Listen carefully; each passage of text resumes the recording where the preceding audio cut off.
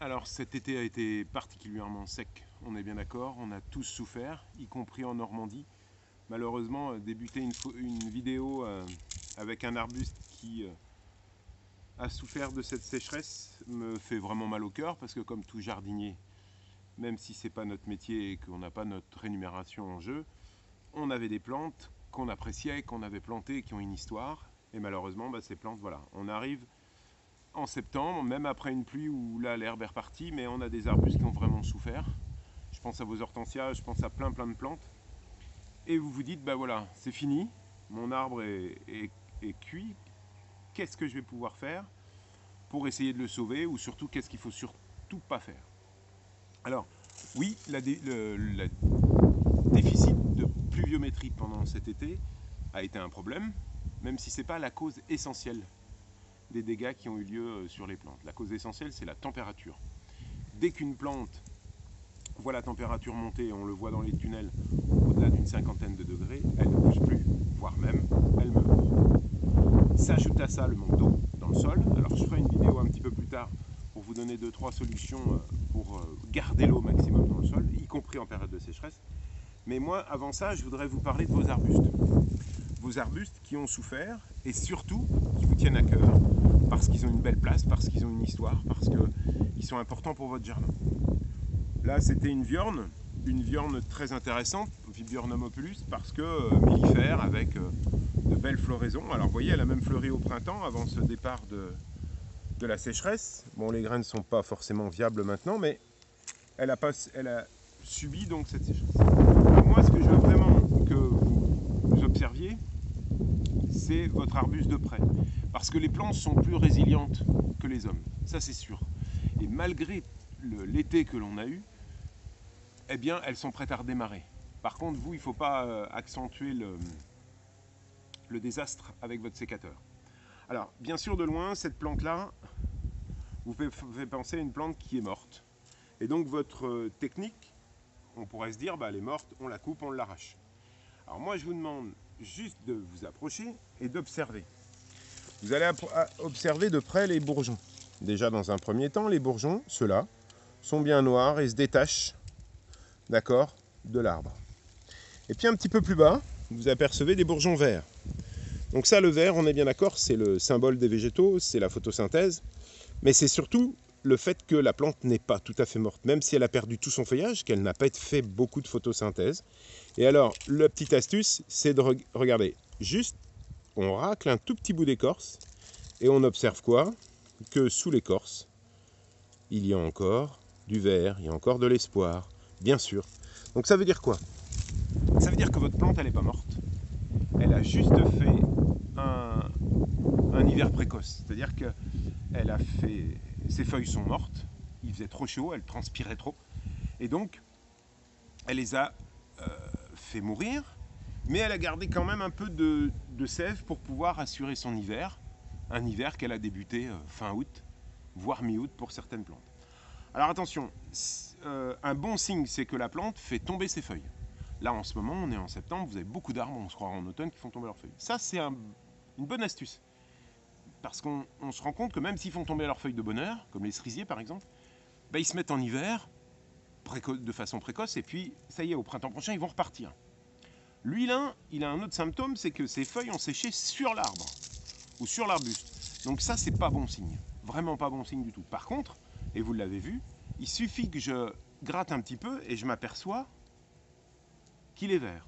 Donc, la première chose à faire, c'est surtout ne pas tailler. Pourquoi? Parce qu'il a fait peu de photosynthèse pendant l'été. Forcément, il avait perdu ses feuilles. La photosynthèse, c'est le fait de fabriquer ces substances carbonées et de les emmagasiner dans les tissus. Donc là, toutes les substances carbonées, ce qui va lui permettre de redémarrer au printemps prochain, elles se trouvent, ces substances carbonées, dans les branches. Donc si vous vous dites, bon allez, je le nettoie, je coupe, vous lui enlevez toutes ces réserves. Et vous l'affaiblissez encore plus pour le printemps prochain. Donc un conseil, essayez d'arrêter de vouloir être trop propre et évitez de le tailler. De le tailler de façon trop sévère. Alors il est possible juste de faire une petite taille d'éclaircie. Ça veut dire qu'il y a certaines branches, dans les petites branches, et vous voyez, parce que les petites branches vont contenir peu de réserve. Mais quand on taille un arbuste, on ne le taille pas en boule, hein. On le taille de façon légèrement éclaircie. Et là, vous voyez, j'en enlève quelques-unes. D'accord? Et je vais éclaircir un petit peu mon arbuste. Voilà, petit zoom. Mais c'est juste histoire qu'il se fasse une petite éclaircie et l'aider au printemps suivant. Voilà, mais juste ça. Vous pouvez enlever les feuilles si vous êtes maniaque, mais c'est pas le problème, elles vont tomber toutes seules. Et vous le laissez. Et au printemps suivant, vous allez voir, s'il démarre, il va redémarrer, mais comme une plante affaiblie, qui n'a pas eu assez à manger. Il va se faire un hiver beaucoup plus long. Donc là, il faudra lui donner à manger, un peu de fumier et de l'eau pour l'aider à redémarrer. Et puis s'il ne redémarre pas au sommet parce que les bourgeons ont été cramés, ont été brûlés, eh bien vous couperez à l'endroit où ça va redémarrer. Mais vous lui enlèverez le moins de réserve possible. Ça, c'était pour un arbuste. Pour vos vivaces, vous avez juste à côté, ici, donc la gora. Restez ici, la gora, c'est cette plante qui fleurit blanc, très mellifère, ok, mais celle-là, elle a l'impression d'être morte.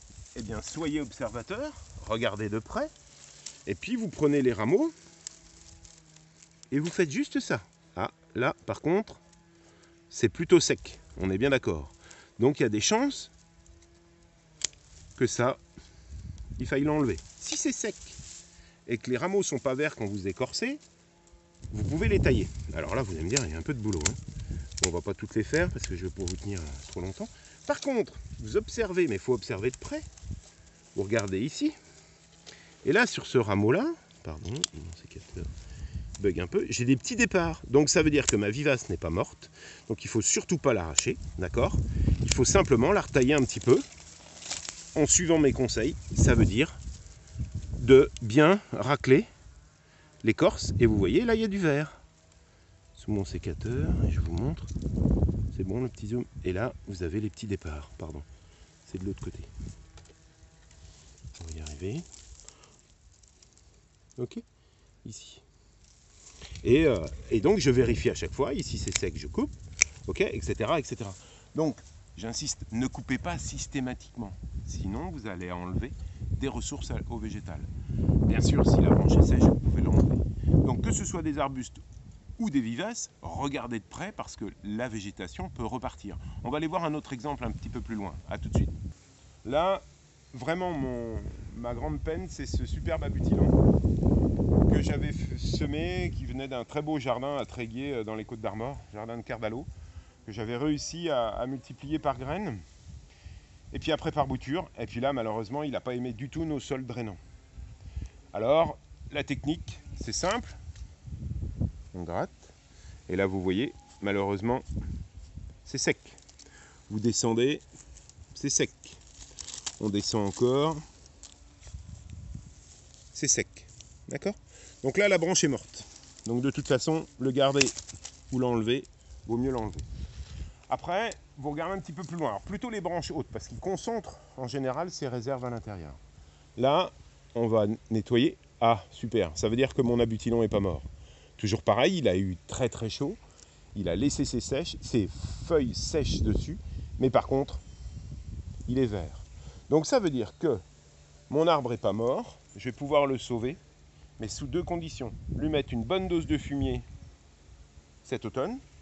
Un bon arrosage au printemps, surtout si on a un printemps sec. Okay.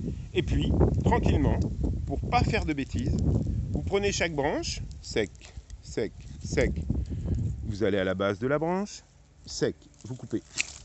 Ok. Et puis après, c'est pareil, on descend. Hein. Vous allez jusqu'à la souche. Hein. Ah, vert. Donc ça veut dire que je peux sauver tranquillement mes arbustes en enlevant le bois sec qui ne comporte pas de réserve. Par contre, je garde bien les branches vertes parce qu'elles sont encore gorgées de réserve et il y aura peut-être un petit espoir pour qu'elles redémarrent au printemps. Ça marche? Vous avez compris? Donc voilà, la sécheresse c'est une chose. J'espère que ce ne sera pas tous les ans parce que forcément des plantes là ne pourront pas subir la même chose tous les ans. Mais il ne faut surtout pas couper au rang en disant, et pourtant de loin on voit vraiment on a l'impression qu'il est mort. Donc ne sous-estimez pas vos arbres et vos arbustes. À mon avis, ils sont plus résistants que nous à cette chaleur. Allez, à bientôt. Bon courage à tous. Et on parlera de végétaux adaptés au sol sec, mais un petit peu plus tard. À bientôt.